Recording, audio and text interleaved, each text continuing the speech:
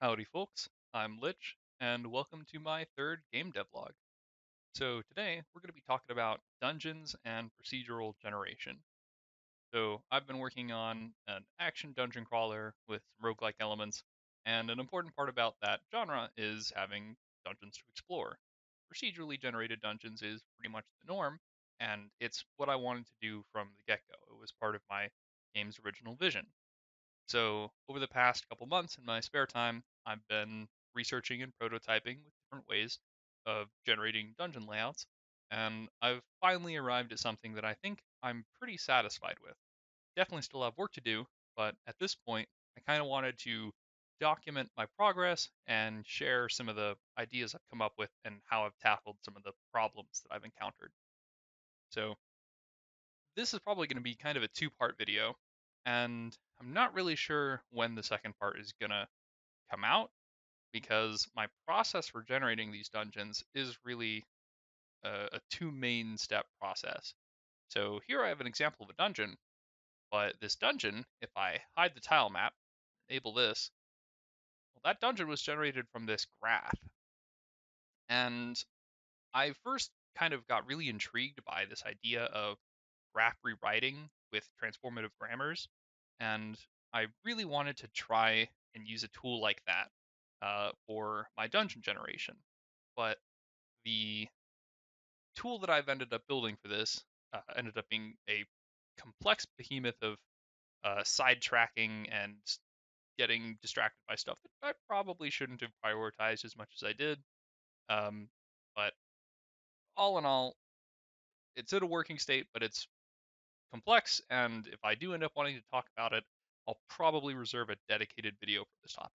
The important part is just that I can generate these graphs that are abstract layouts of the dungeon that I want to make, and I've added some extra constraints that the nodes have to be snapped to grid coordinates and edges can't overlap, just to help make the room generation easier. And from there, we can make dungeons like this. Now, before I hop into specifically how I get to this process, I first want to talk about some of the simpler techniques that I explored a little bit when I was first just trying to figure out what was out there, what could I do. So this tab here, I have a generator that I was working with that has some really basic options, and they're implemented as resources. And let's just grab simple walk. So this is one of the simplest kind of procedural dungeon algorithms. It just places a little walker down at a tile, moves in a random direction, and records the tiles that it walks in. At the end, you have a shape, and it's kind of vaguely, I don't know, maybe it could be just like a cavern or something. It's a little erratic, sometimes a little blobby, sometimes a little stretched out, and it's parameterized a little bit. I can increase the amount of iterations I run it for and the walk length. The walk length is how far a single run will move before it resets, and then iteration is how many runs I do. So you can make it, if I increase this a bunch, we get kind of blobbier shapes, but they generally stay a little more compact. And if I increase the walk length a bunch, we get things that are a little more stretched out. I don't know, still kind of blobby, but every now and then we get some weird, cool branching. And of course, I have one little setting here is for the start point instead of always being at the origin could be any tile we've already visited. So really simple, makes okay looking, maybe organic or natural spaces. Not really good for rooms. And from there, I kind of experimented with some corridor first approaches. So I would place these corridors down, and then at fixed spots along the corridors, I would run a random walk to create rooms. Right, so you can kind of see this corridor. It's just a straight line, one tile wide, and at a couple points along there, we run random walk to add rooms. And then I also knew that I wanted to have variable size corridors. I started experimenting with just the ability to place corridors of different sizes down. So this is still just doing the random walk, or sorry, this is doing the corridor first approach without adding any rooms in. And we got some one tile wide, some two, some three. Do a couple more random ones. Yeah, there we go. Much better showing. So three tiles, two, two, two, one, three, two, right? And So that was important. I knew I wanted to be able to do that. Um, and then kind of the culmination of these simple approaches I was doing was using a room first approach where I would make rooms, then connect them. And I specifically used a binary space partition algorithm to first cut up a large region into areas that I would build the rooms in. And so just with default settings, if I run this, we get this kind of output. And, you know, it's not too bad. And obviously these room shapes are all just rectangles. Um, and then you can see that they're all placed down. And then I just kind of made sure I looped between every single one and just drew a line between them to connect them so that there's no isolated rooms in the dungeon. Um, it's okay, you know. I there's some parameters that I can fiddle around with. For example, I can increase the chance that the rooms are generated with a random walk instead of just being rectangles. Now these are all pretty small rooms, so the random walk is pretty tame. If they were bigger rooms, you get a more drastic. You know, they'd look a little more erratic. I can kind of increase the chance that rooms are removed, make it more sparse. We have some holes in the graph now, and then I have a saved version here of just some pretty good looking parameters. Let's zoom out a little bit, fit it all on screen, and we can get some pretty good, fairly natural looking dungeons out of this, right? They're not too bad. We got a good mix of more structured looking rooms, rectangular. Sometimes they're blocked together, right? So I have padding here that represents how much space can be between rooms. So sometimes it's one tile of padding, and sometimes it's none, which means rooms will be generated flush together, making kind of one big room. And I think that looks pretty nice. And then once again, just generated all the rooms, and then a single line corridor runs through and connects them all. And you can get some pretty good results out of this. This was really easy to implement, um, not a lot of work at all. And if you slap down some tiles to form the walls, and then randomly kind of iterate through, sprinkle some loot, some enemies, some traps, whatever, you could have a pretty good starting point for very little work. These are not difficult algorithms to implement. But I knew that I wanted more control over how the dungeons actually generated. And having fine grained control over these types of algorithms gets a little difficult, especially working tile map first. So these rooms are generated directly into a tile map. I'm working entirely with sets of coordinates and kind of unioning them together. And working with that much spatial information at once is pretty complicated when I'm just trying to do this abstract layout of, where areas are, what's gated off by, say, locked doors, what, one-way passages, things like that. So I knew that this model wasn't going to let me explore what I wanted to try and do. So that's where I started moving towards the graph-based approach. Let's hop back over here. So how do we actually get here from the graph? So the process is pretty simple. I'm going to actually do a run of it first, and then we'll talk about the specifics of it. So let's go ahead and clear this tile map, and we're going to start with the same graph. And first, place down some rooms. So what I do for placing the rooms, you might have seen that for a little bit. They start off a little bit smaller, and then they expand a little bit, and as they overlap with each other, they start to nudge away. And then from here, we actually have to connect all the rooms together based off of the edges in the graph. And I use a modified pathfinding algorithm for that because simple straight edges don't always work. And I also wanted more interesting looking corridors than what I was getting out of the more simple algorithms. Now, this example isn't perfect because a lot of these rooms are also pretty close together, but we still get some interesting results. And finally, using the terrain sets, I can paint the tile map. And because I'm using fixed seeds for the generation, this is completely identical to the first version that I had before I cleared it. And so let's talk about how to actually do this. Clear the tile map again. Let's hide the graph. Now, there are a couple of different parts going on here. So as we can see, this was a physics simulation. I'm using Godot's, some of their built-in types and then some of my own custom scripting. So each room, right, we need a something to represent the room, which is composed of the floor tiles that the player can actually walk on. But then also there are walls and border tiles. Actually, if I paint the tile map again, let's zoom in a little bit and take a look at these.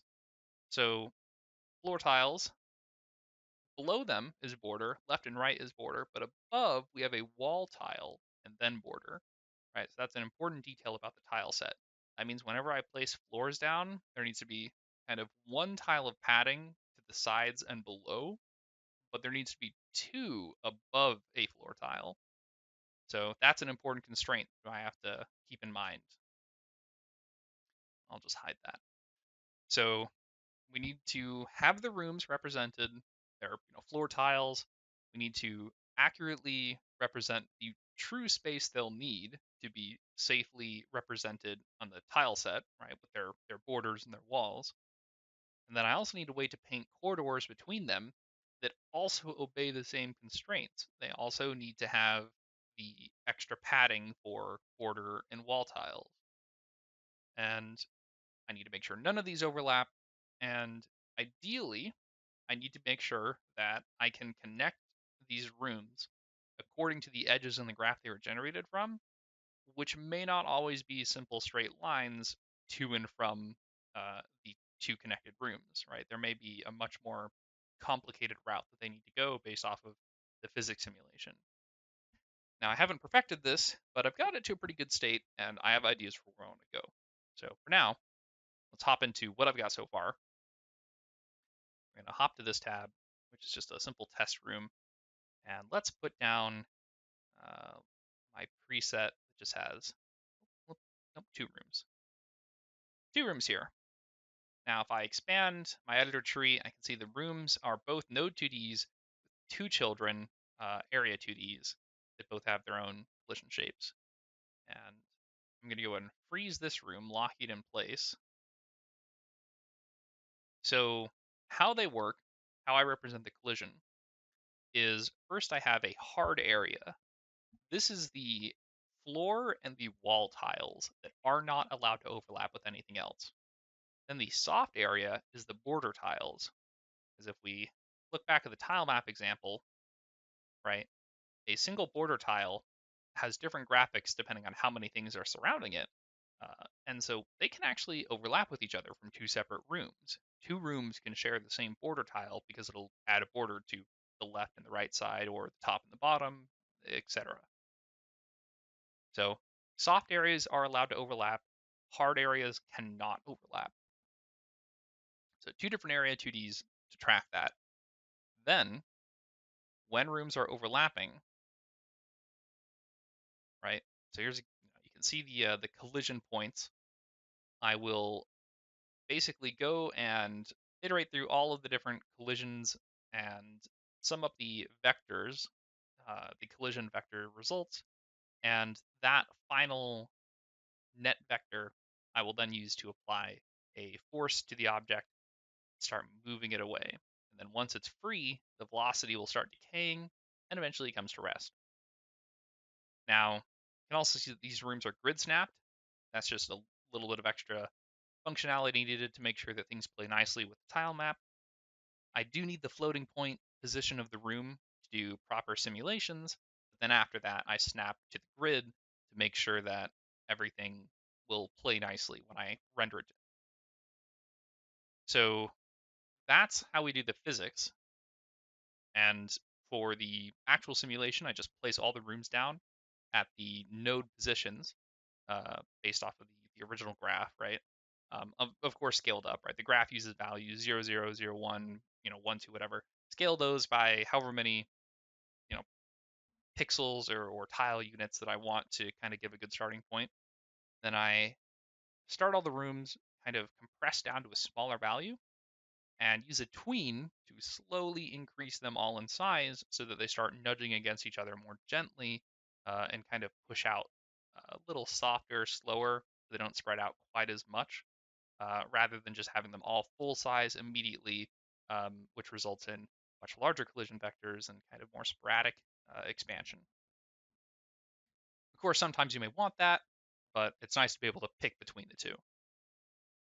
So, then how the rooms are actually composed.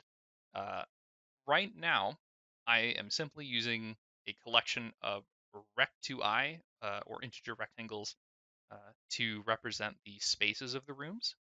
And each room has connectors, which are areas that corridors are allowed to connect to the room.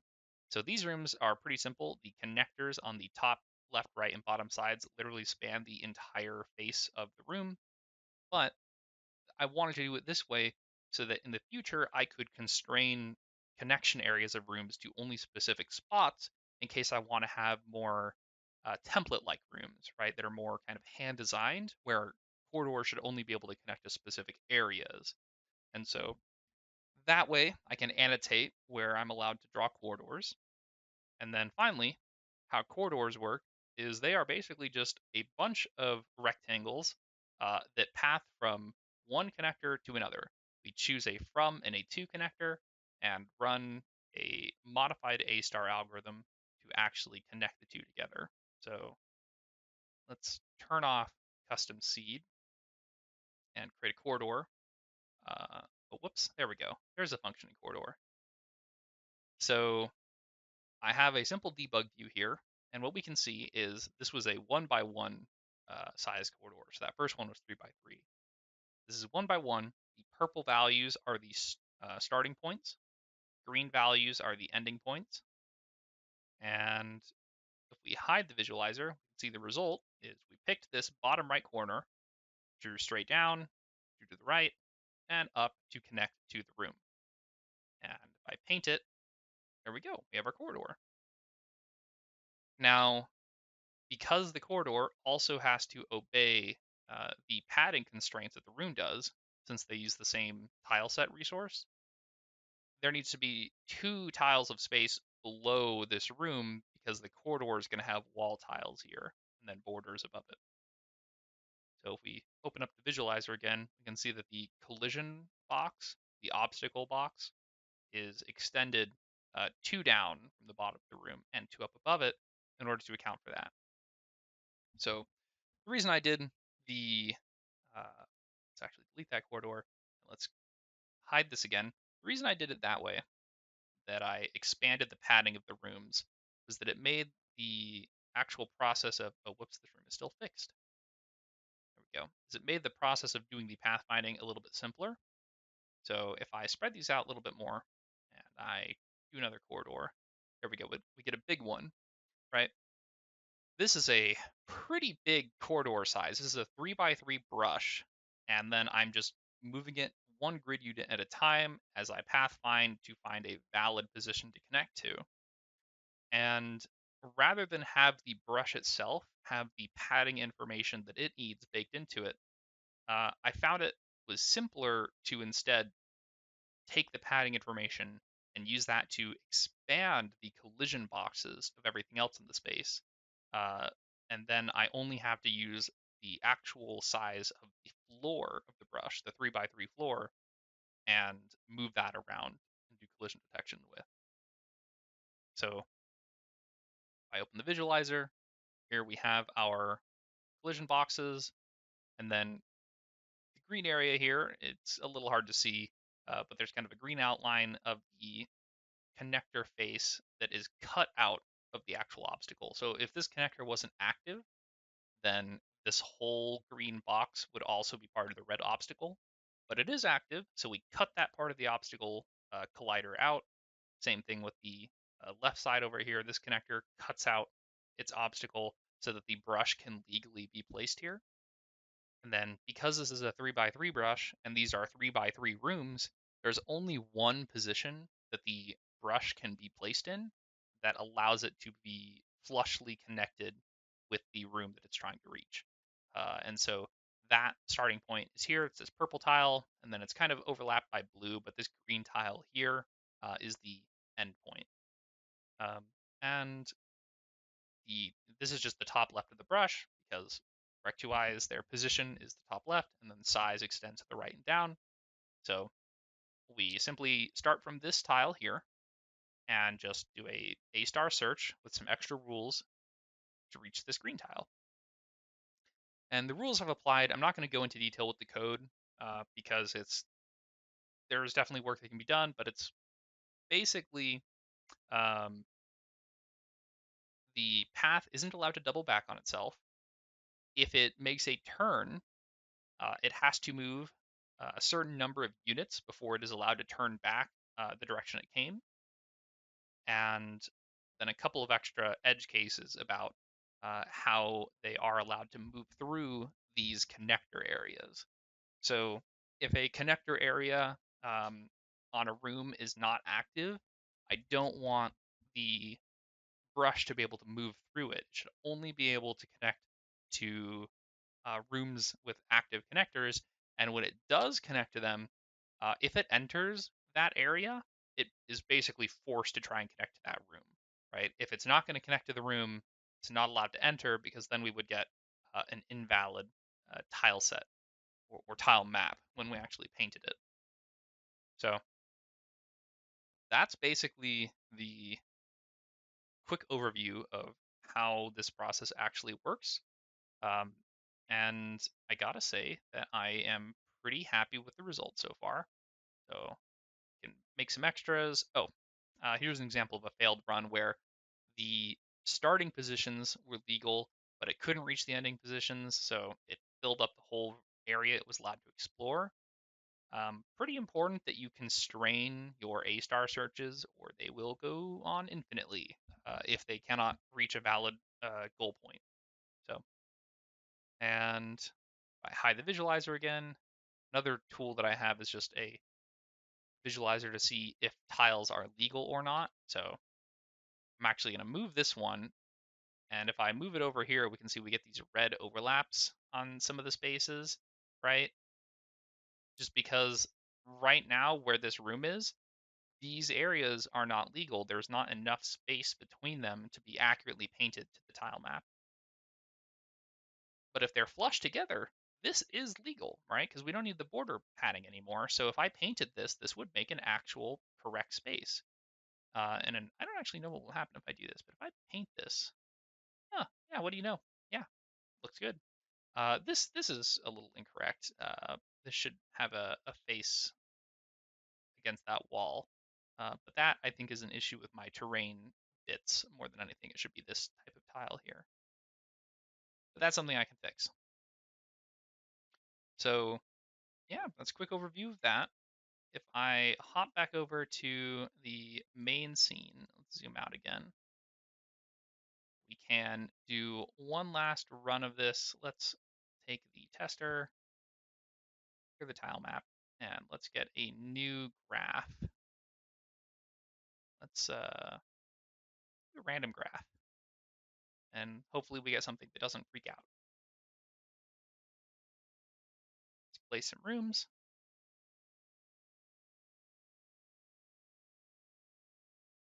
I'll grow and expand, reach their valid states, come to a rest. Then we connect everything and paint the result. There we go. I think that so far, while this is a pretty simple mock-up, right? I only have, rectangular rooms and the corridors are only, size 1, 2, or 3. I think so far this is a pretty good looking result. I think that, the dungeon looks pretty, it looks semi-natural, right? Some rooms are kind of more densely connected, some are a little bit more spread apart. It's not all just hard grid aligned with exact spaces between everything. The variable size corridors definitely helps the feel a lot. And I think that the way that some of the corridors connect, sometimes connecting to the edges, having little bends in them, I don't know. I think it looks pretty good. There are definitely ways that I could improve this and continue working on it, I definitely will. Let's do another random graph here. Let's see what this one looks like when I grow it. Reset, place the rooms.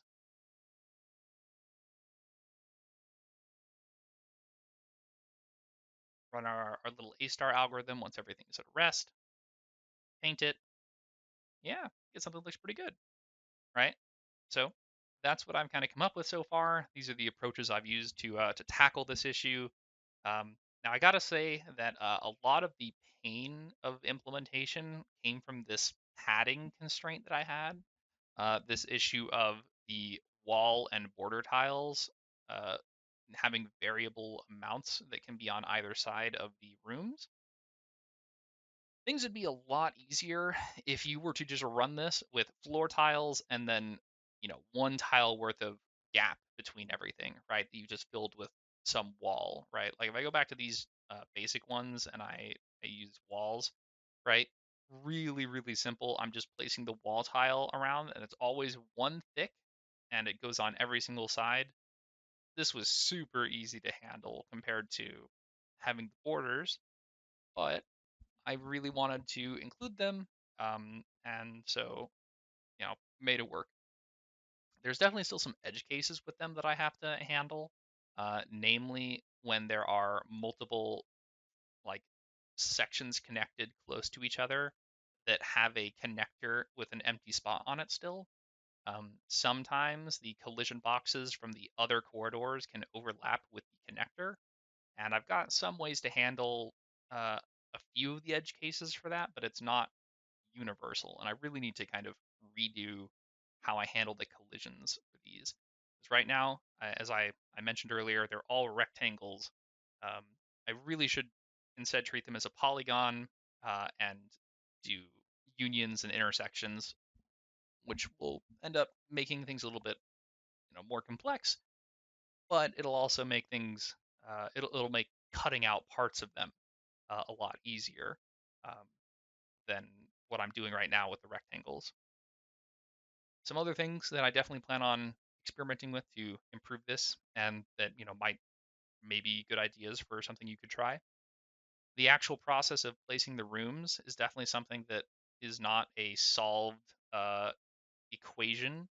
So if I place these rooms again, right, I'm just sticking them all down at the node positions and then expanding them outwards. And this, it works pretty well. It makes sure that everything's in a valid state, but I'm not fully convinced yet that it makes sure all of the rooms are placed in a way that the edges won't overlap or that there won't be impossible corridors. So having some extra constraints programmed in to the simulation to make sure rooms don't cross over each other or get pushed so far away that they can't connect anymore. Definitely something I need to look into. I'll have to test with much bigger maps before I think I start seeing this issue.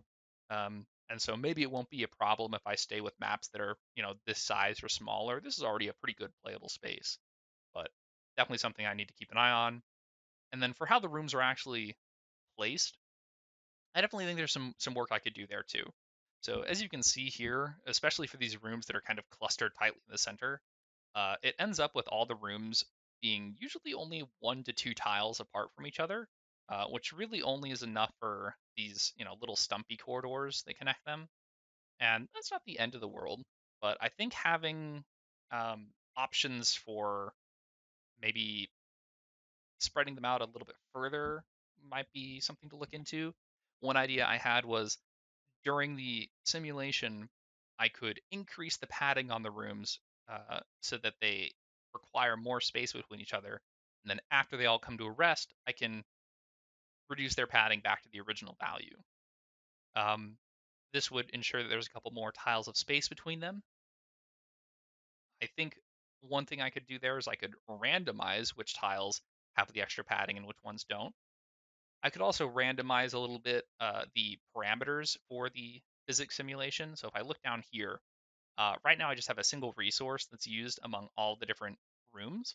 I think I could maybe either add some randomness to the values here, or I could have different resources for different rooms.